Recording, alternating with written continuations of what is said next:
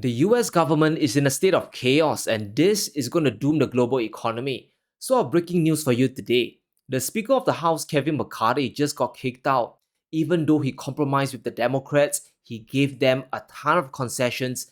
They simply didn't trust him enough. Even the Republicans didn't trust him enough. And this is bad news. He has done a lot of things over the past 6 months, over the past year, in order to become the Speaker of the House. And that really pissed off his party, right? The Republicans felt he didn't stick with them, and so they called for a vote, and the vote got passed. Kevin McCarthy is no longer the Speaker of the House. Now, this is bad for the United States, for the government over there, but as well as for us investors and other people overseas just watching this debacle happen, right? And this is going to make the US shutdown even more likely because Republicans, they now have the House and they are very, very pissed off. They don't really like what McCarthy has done. So there's a good chance that there's going to be a deadlock in passing funding on November the 17th, right? Just recently, they passed a stopgap bill that allowed them to kick the can down the road for the next 45 days. And there are just too many sticking issues like the border issues, the funding to Ukraine, as well as trying to impose budget cuts. And here's what this means for the markets. Now, I'm going to make this video real short. The ongoing effects is really going to be quite serious. Now, if things continue, we will likely see another implosion in stocks, and the default run will be to US treasuries and the US dollar. All this could strengthen even further. I know it's crazy. I don't really like the way the entire global economy is shaped.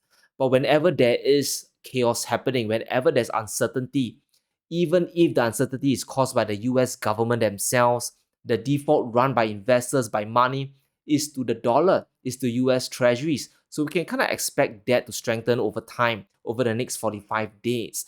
And the chance for concession could truly be over. And we have to brace for a government shutdown in the worst case scenario. Now, this kind of changes everything, right?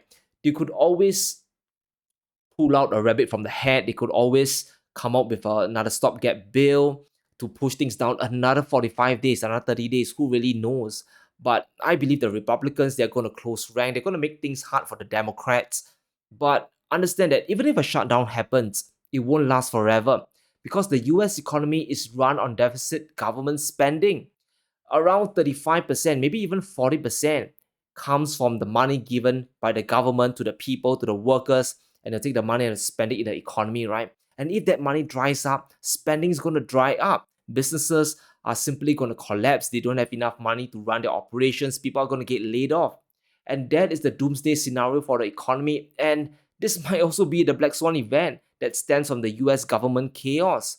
And as for funding to Ukraine, it will likely still happen. Now, in a scorecard for Republicans for Ukraine, the majority are still pro Zelensky. Just take a look at the scorecard. I'll provide the link in the description below so you can take a look for yourself. And the two most likely members to become speaker, they're Tom Emmer and Steve Scalise. They're either pro-Ukraine or they're neutral Ukraine. So don't expect funding to be cut off. Funding will happen. Zelensky will get money from Congress, and this war effort will continue. The fighting will continue, inflation will continue, and weaponization of commodities or economic power or financial instruments will happen on both sides. You know, there'll be other stuff that will slot into the negotiations. We're talking about border control and possibly some budget cuts for the optics, but at the end of the day, we're still going to have massive deficit spending. There's still going to be massive inflation. The end game is still perpetual inflation. So I want us to prepare for extreme volatility in the markets, and this could be just the triggering event for US recession if things really get bad enough or if the shutdown drags on. Now let's understand that the Federal Reserve is trapped and inflation is still very high and interest rates are now at 5.5%.